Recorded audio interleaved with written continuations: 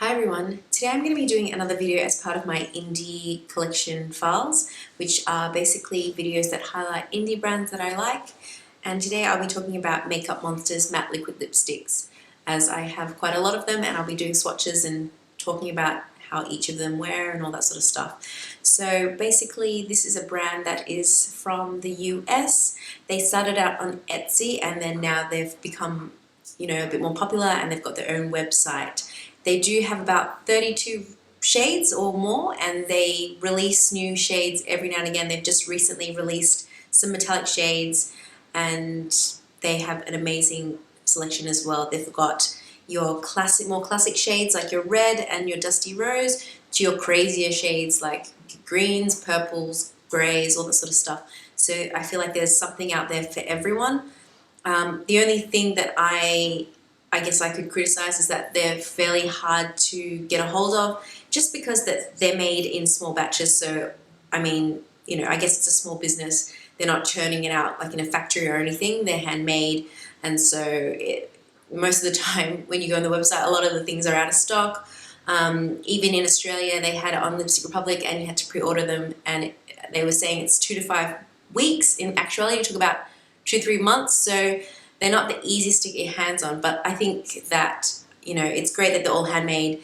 They're cruelty-free, and I believe they're vegan as well, so I think that's fantastic. If you want to watch swatches, please keep watching. Thank you. So the way I'm going to go through these is by color range, like your reds, neutrals, browns, purples, and grey. Then within the color types, I'm going to go through each of them alphabetically, just so there's a bit of organization amongst the chaos, as I do have 24 to go through, so it's probably a good time to grab a coffee, as this is probably going to be a very long video.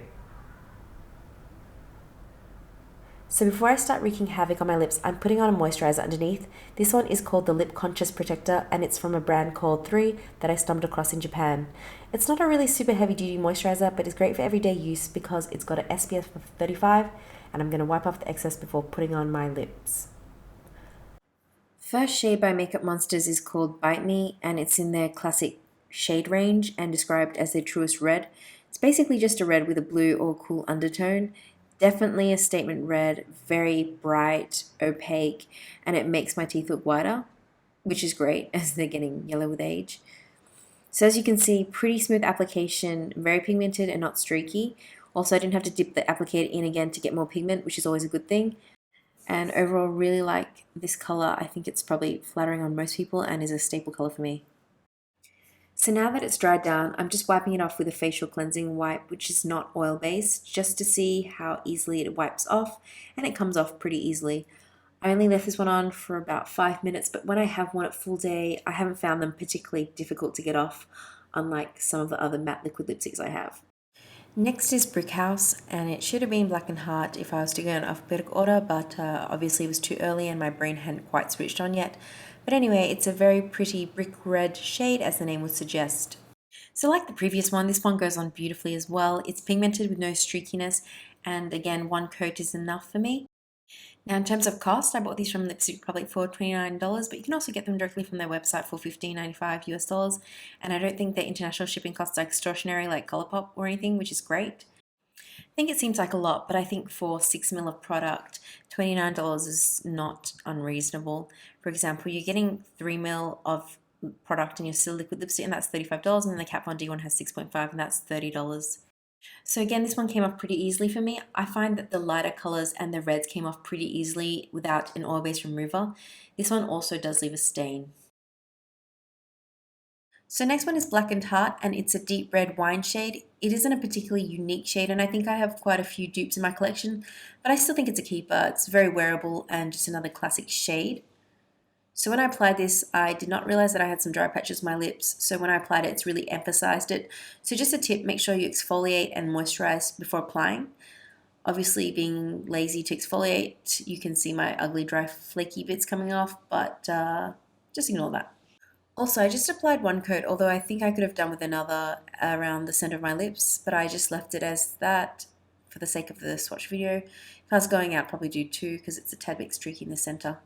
And by the way, these dry down fairly quickly, I find, probably because the formula isn't tacky at all. It's a very wet formula that dries down, almost powdery. This one did leave a little bit of a stain, as my lips look maybe one shade darker than my natural lip color, but some people like that, and I don't really mind. Next one is one of my favorite shades in Cornucopia, and it's this gorgeous burnt orange red shade, which I find very flattering on my skin tone as I have warm yellow undertones. This one applies really well, and actually the whole look that I'm wearing with it, a simple cat eye and fresh face, is how I usually wear this. Out of all my 24 shades, this is the color that I actually reach for the most, and it was the first shade I ever tried, and I was very impressed. I think next to Ofra's Miami Fever, it's probably one of my favorite everyday shades, just as I find it really easy to wear because it's a vibrant but muted shade. So at this point, my lips kind of hate me right now, but it wasn't too hard to get off. It did leave my lips a slight bit darker than they naturally are, but that's okay. Last in the reds category is Redwood, which is a deep red with brown undertones, or actually what they describe as a brown with red undertones. To be honest, is there a difference? I don't know.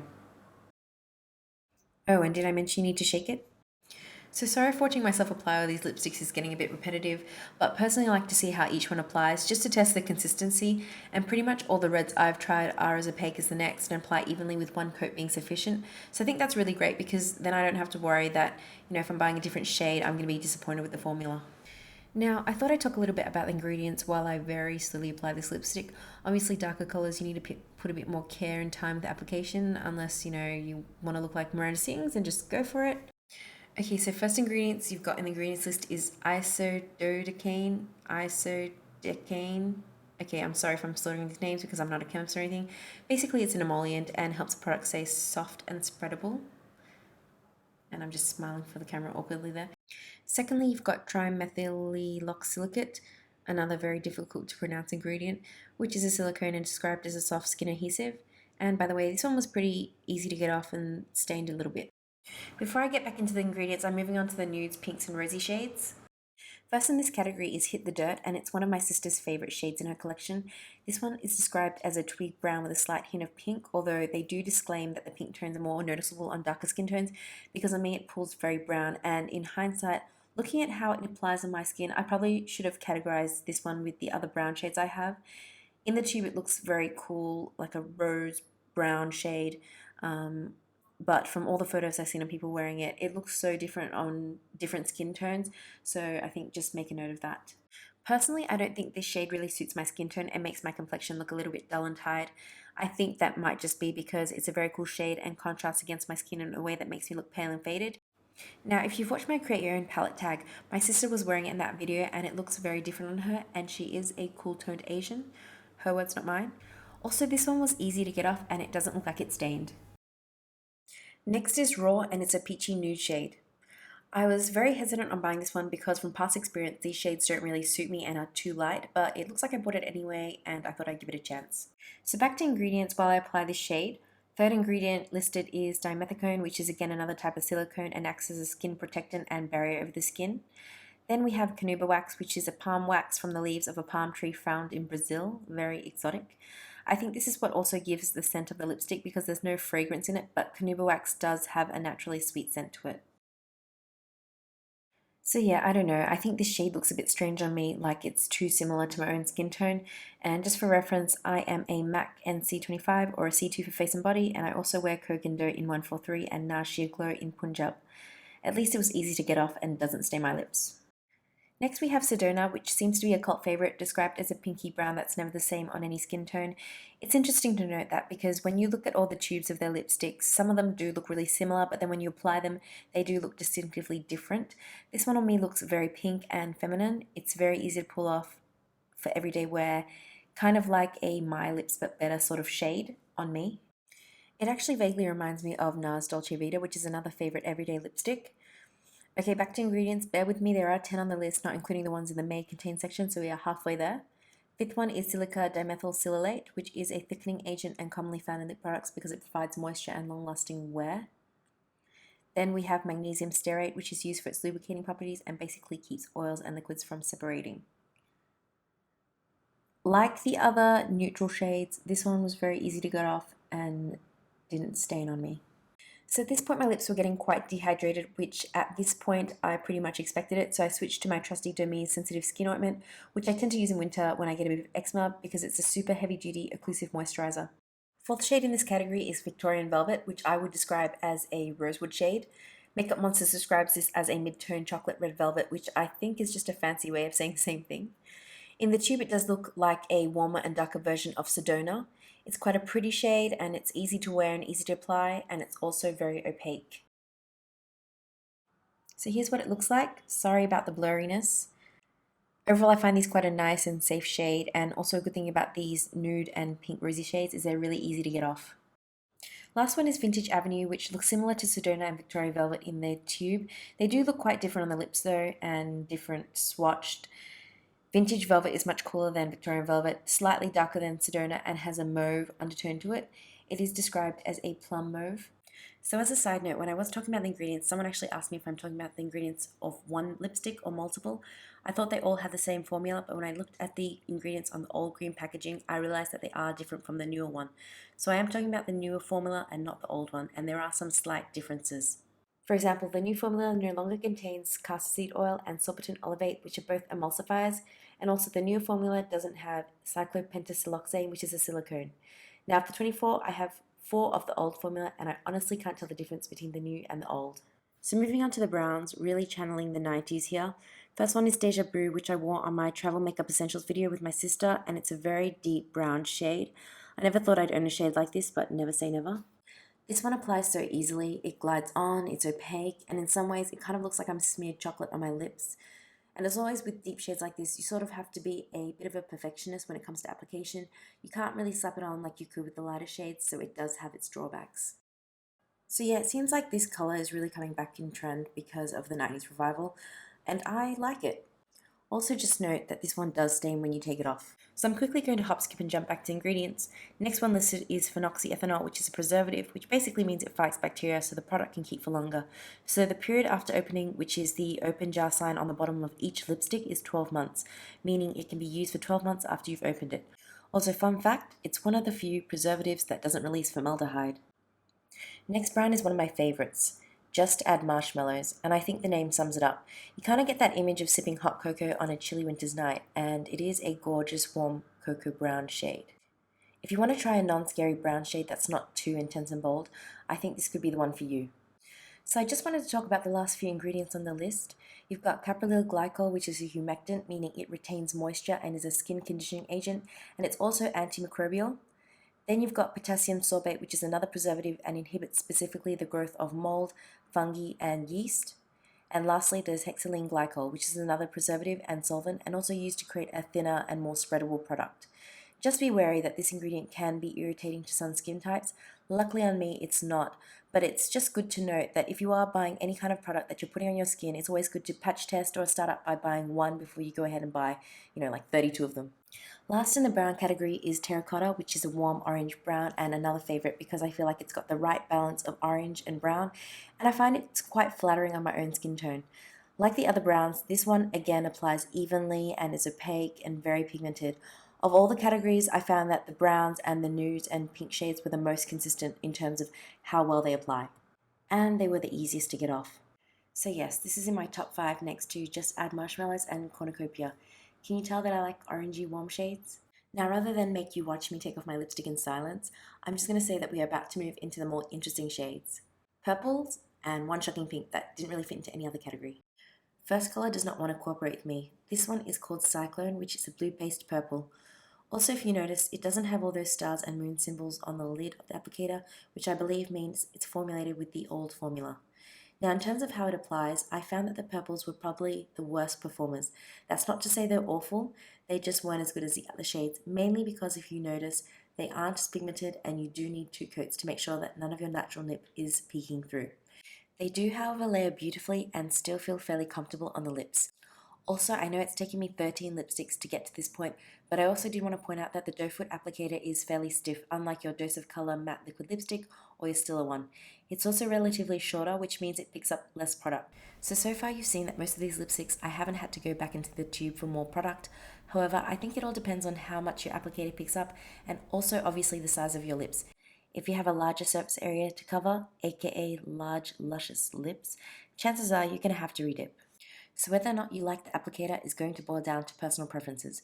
It doesn't really bother me, and I don't think my application suffers in any way, so I'm a happy chappy. Is that a weird thing to say?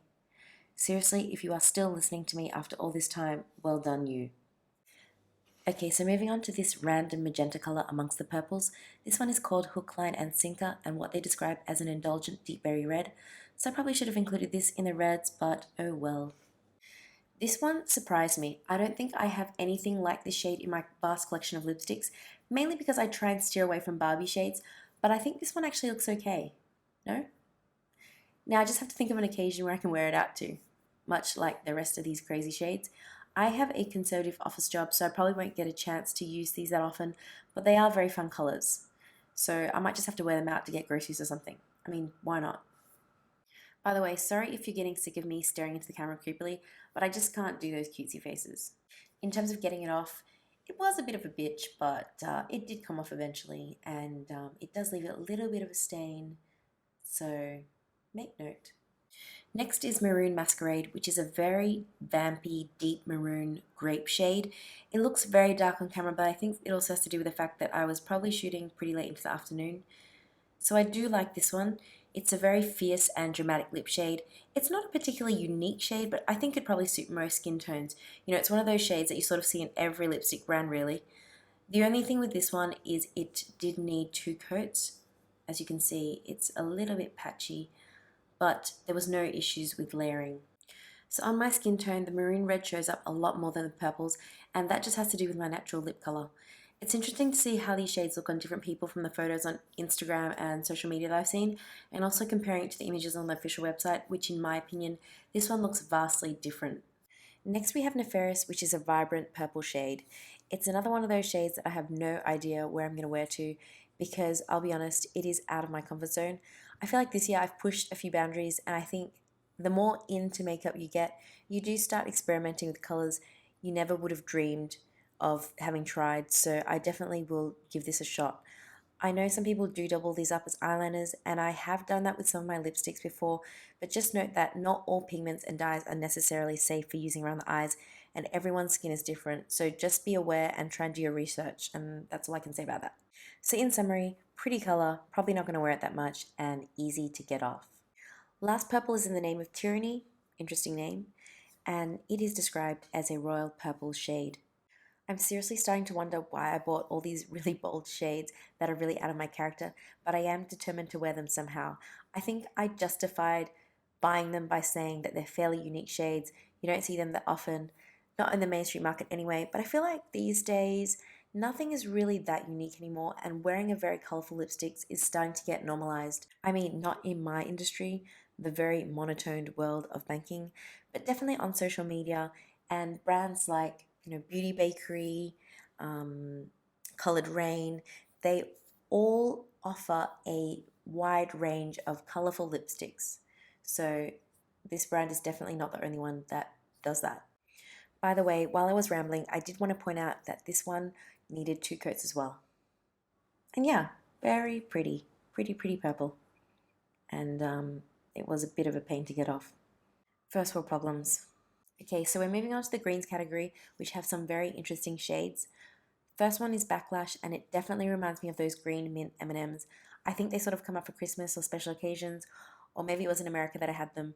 It is a very eye-catching teal shade. And again, it just, for some weird reason, it reminds me of food. In terms of application, it went on pigmented and evenly. It did require 2 coats because when it comes to bright shades, you can really tell when your natural lip color is peeking through. So as there wasn't enough product on the applicator for 1 coat, I did go back in for another just to give me the opaqueness that I wanted. And yeah, it's definitely a statement color, and I think you got to be a bit brave to pull it off.